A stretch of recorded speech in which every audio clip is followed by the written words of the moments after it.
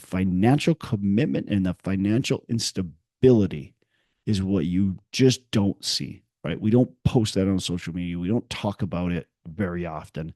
But there's plenty of times you're wondering where the next bill is going to get paid. Hello and welcome to Pillars of Wealth Creation, where we talk about creating financial success with a special focus on business and real estate. I'm your host, Todd Dexheimer. Now, let's get to it. Hey, welcome back to the show. I'm your host, Todd Dexheimer, and Happy New Year, Merry Christmas. Hope this time of the year is excellent for you. It's excellent for us, and so hope it's amazing for you. And we look forward to 2025, but we don't forget about what's going on today, of course. I want to talk about the instant gratification world that we live in, and we have, everybody wants to be an overnight success because we have this total instant gratification world. We see it on social media. We see these people on social media, and we're like, man, they are so successful. And we see young people, super young, way younger than us, and we're going, man, they're so successful. I want to be successful like that. I don't know how they got there so quickly, and we maybe feel bad about ourselves, or man, I'll never get there. I can't believe they are so successful. But what we don't see is the foundation that was laid. What we also don't see is potentially the lies that are being told too, by the way. So just be careful of what you're seeing on social media, what you're hearing from other people. Look, celebrate success. I don't want to tell you to assume that everybody's not successful, doing things wrong, doing things illegally, that type of thing. Because I want to celebrate success. So if they're truly successful, that's amazing. That's great. I do know that there's plenty of people on social media that are telling you they're successful, but they're really not. And when I'm saying successful, I'm saying financially successful. Of course, there's the other side of it too, right? Success comes in different sizes, right? We have financial success, and that's what we're talking about in the show. We're talking about getting rich, right? We're talking about having a lot of money. We're talking about growing your net worth. But there's also the success of, are you actually successful?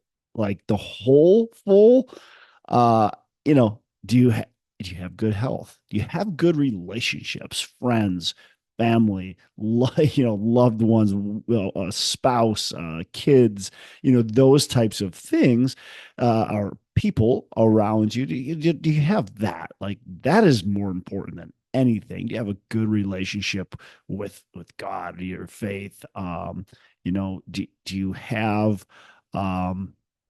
really love and joy and peace in your life? Do you have those things, or are you just having money, success, and the rest of it is horrible, right? The rest of it is the worst thing. And so you're sitting here on social media talking about how awesome everything is, how successful you are. You're showing the Lamborghini and you're showing the mansion and all that kind of stuff, but you have really no love, no joy, in your life, and you're miserable. That's the other side of it. But we're going to focus on the financial success. And here's what I want to tell you is, look, there are some people that get successful overnight, but very few. And a lot of times, probably most of the time, at least how you hear about it, is most of the time when those people get successful overnight, that doesn't last. They don't know how to keep it. They don't know how to do it again.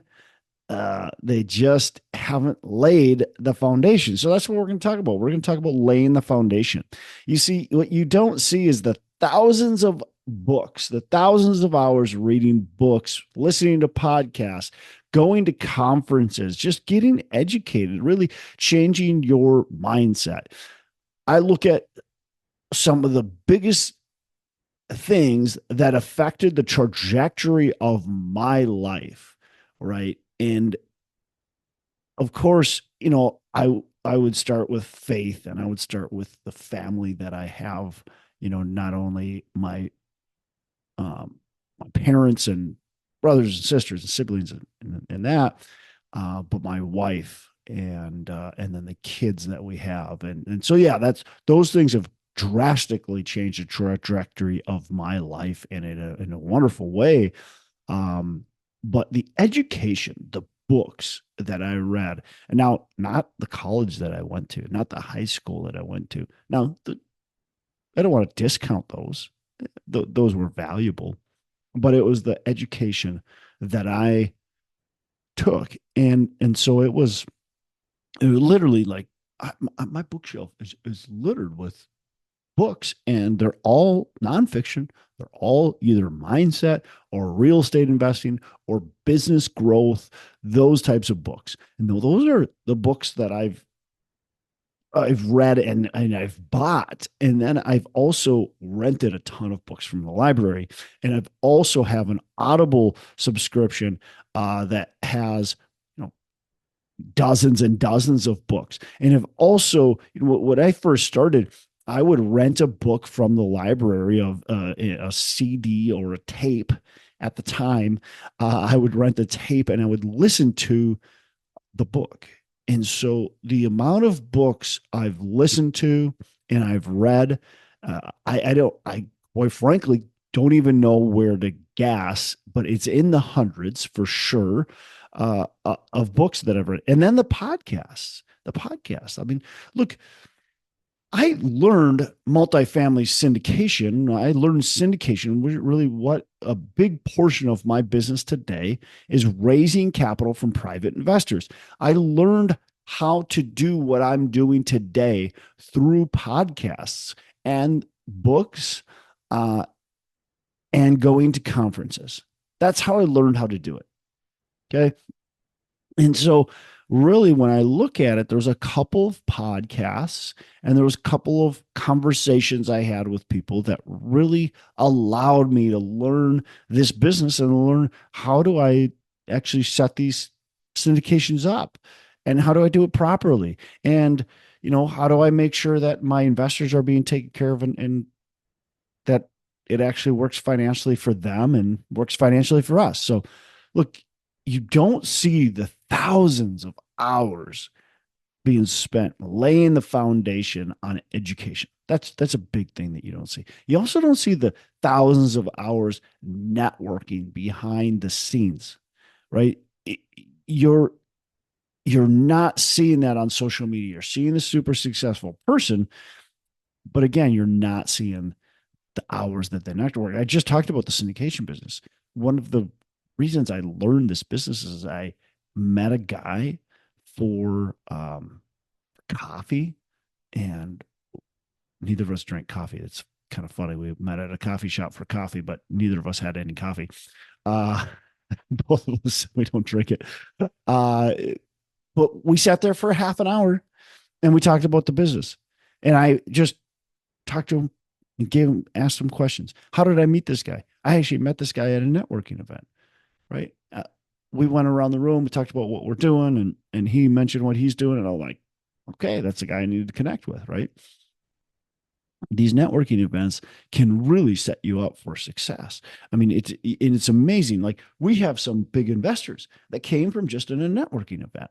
I was at a charity event, and I've got an investor and a friend that we were just at that time we were, I would say, friends, but not friends. Like, our kids, went to the same school and played some sports together, and so we knew each other, right? But we weren't as close. And but then that charity event, which is really a networking event if you look at it, we started doing business together after that.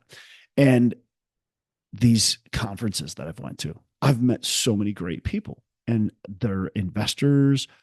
They help find me deals. They are just great connections, right? Great people that I can bounce ideas off of. I've joined or created mastermind groups through people I've met through conferences, through people I've met through other people at conferences, and been introduced to. So, look, you don't see those massive hours of networking. How about the failures along the way? Rarely do people post about the failures along the way. Rarely. And by the way, it's something tough to post about because I get it. Like you want to show that you know what you're doing. So if you're always posting things you're doing wrong, like people think you only make mistakes, right? So we got to be careful. So most people don't post about the failures that they make. Most people don't post about, the sleepless nights. I mean, geez, I've had so many freaking sleepless nights. It's unreal. Like just not knowing where the next dollar is going to come from to pay the bills, like not knowing just like is this going to work, right?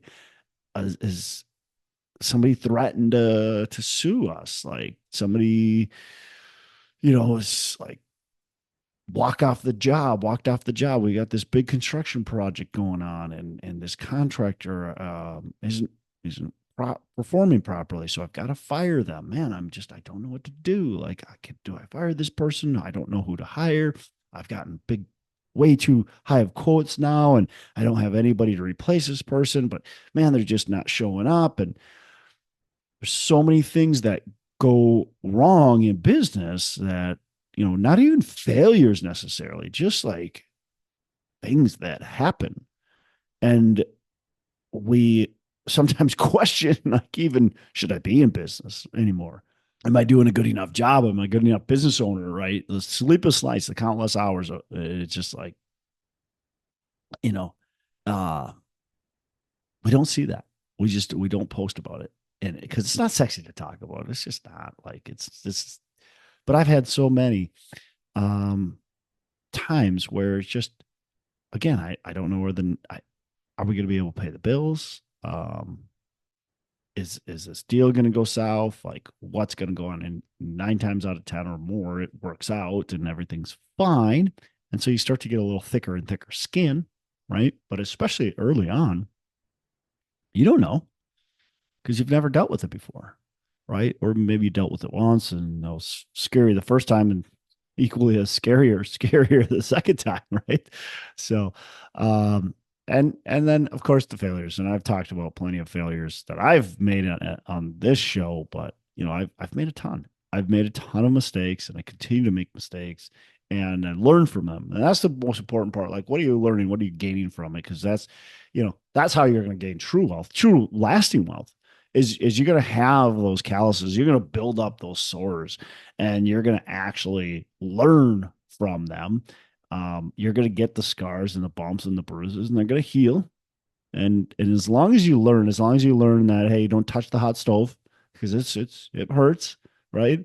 So now we don't go back and touch the hot stove. Now we get the pot holder on, and now we can actually, not get hurt this time. As long as we learn that lesson and move on and get better, and we're going to have overnight success, right?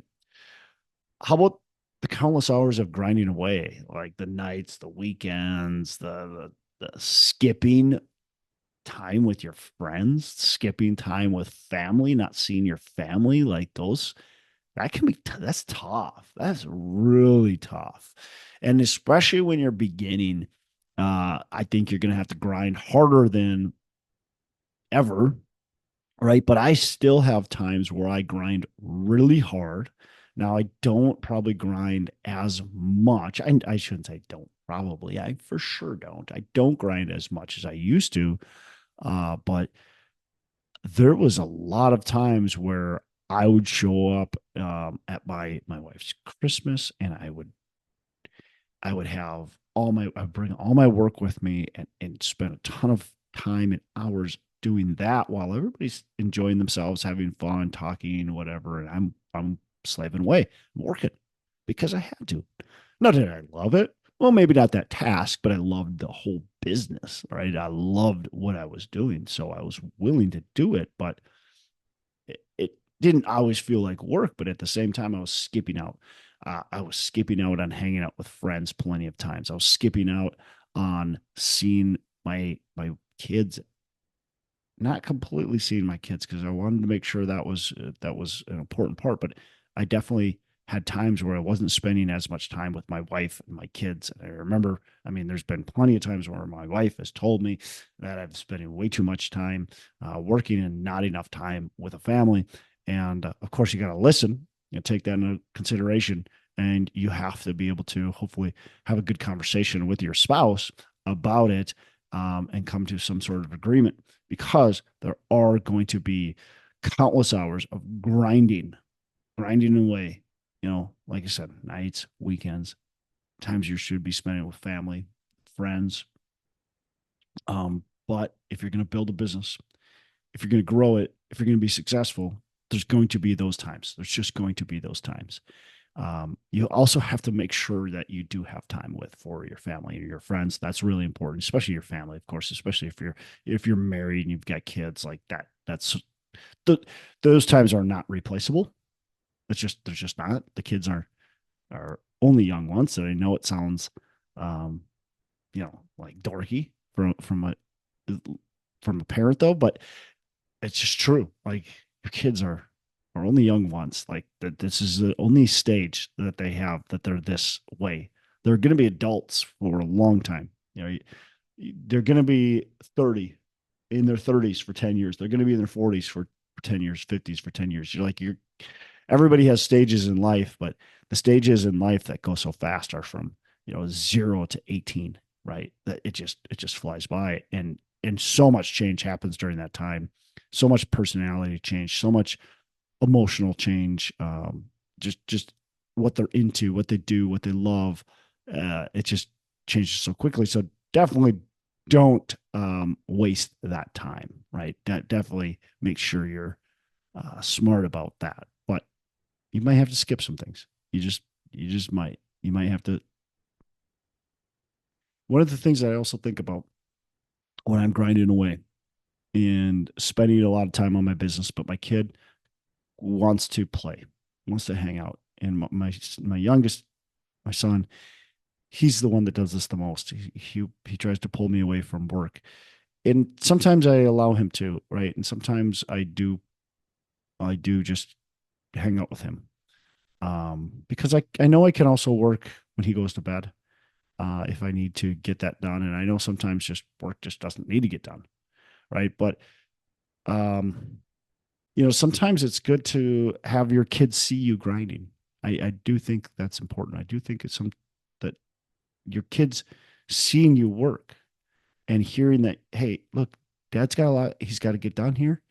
I do want to play with you, but I got to get this stuff done first, and then we'll play. So seeing you're prioritizing, you're still spending time with him. That's still important, but you're also making sure that work is important as well. And I do think there's some value in that. Now, there's a fine line of dad only works. I'm resentful and hateful because my dad only works and he doesn't spend any time with me.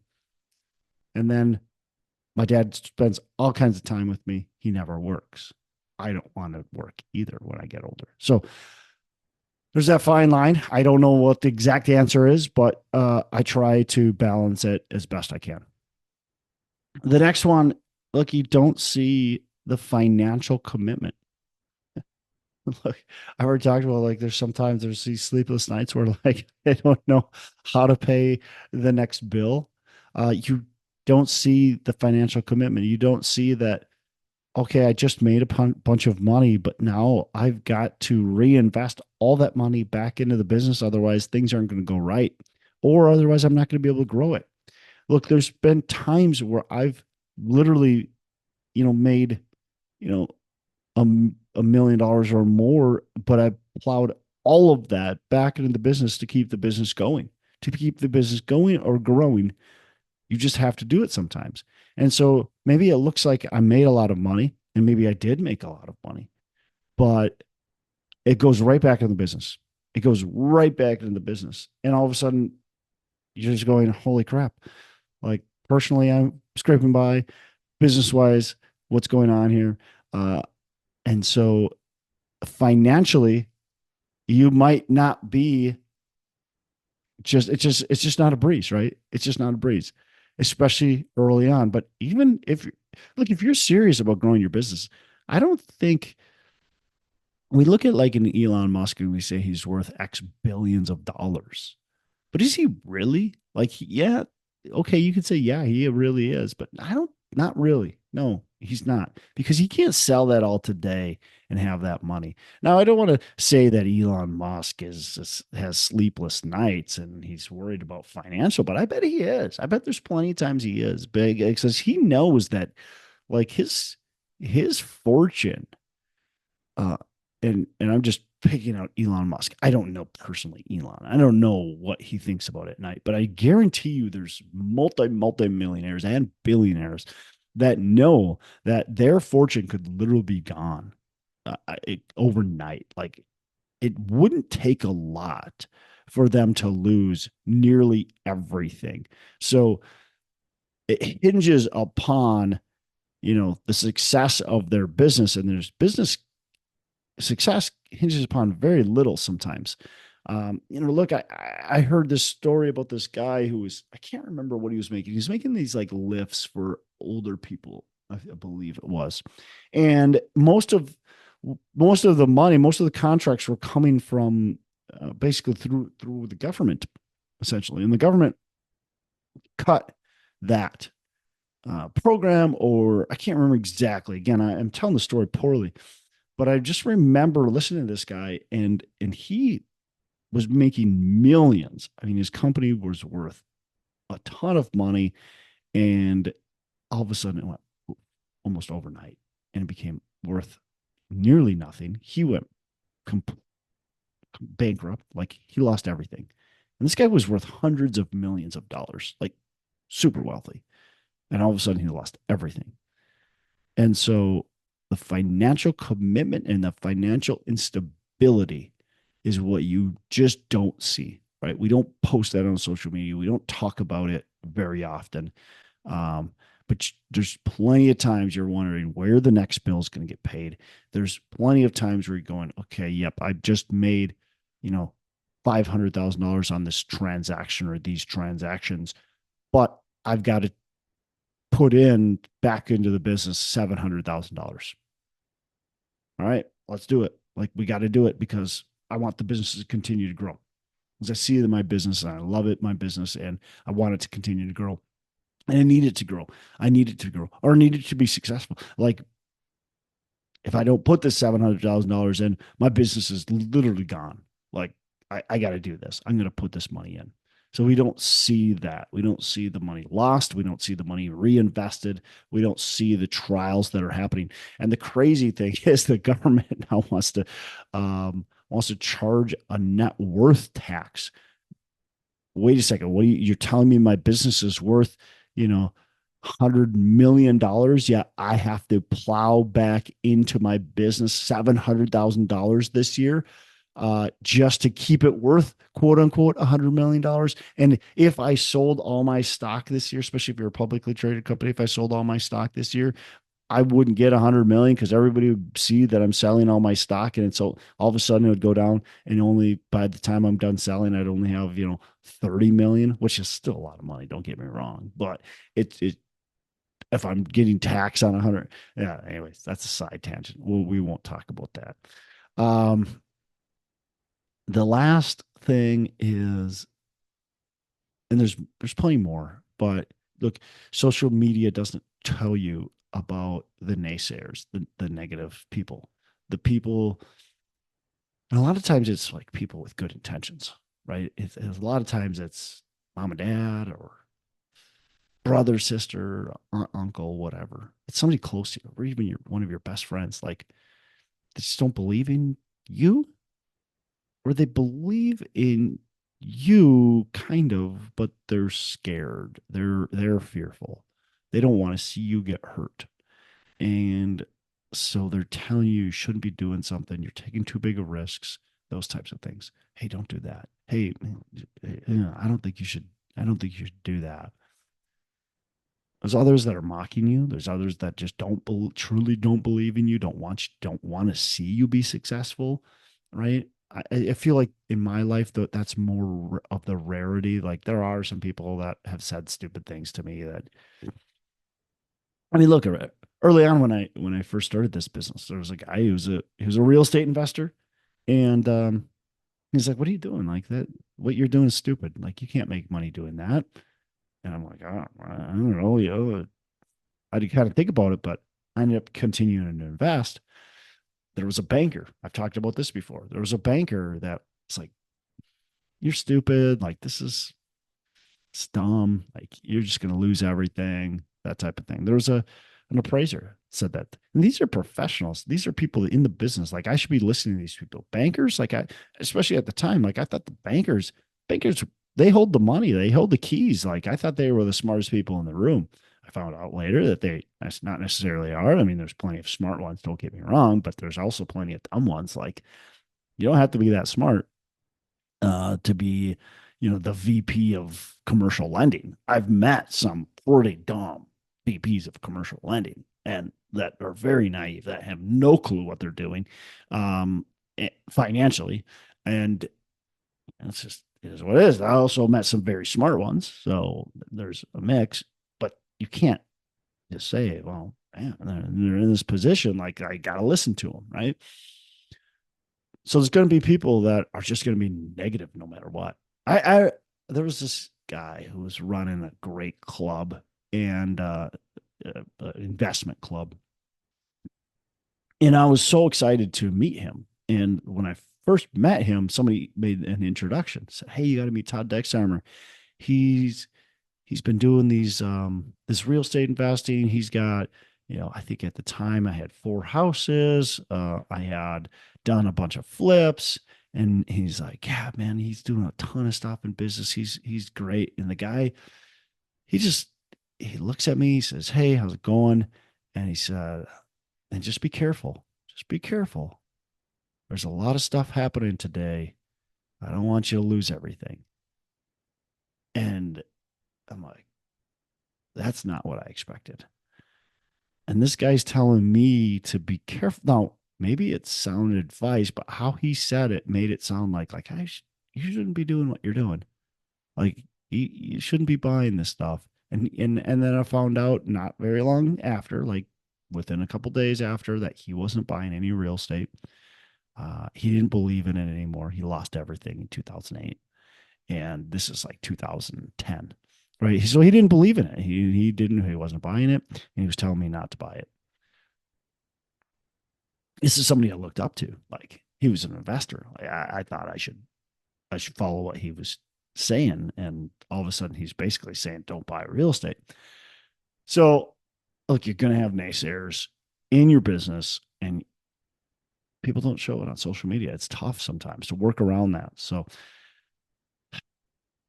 instant gratification.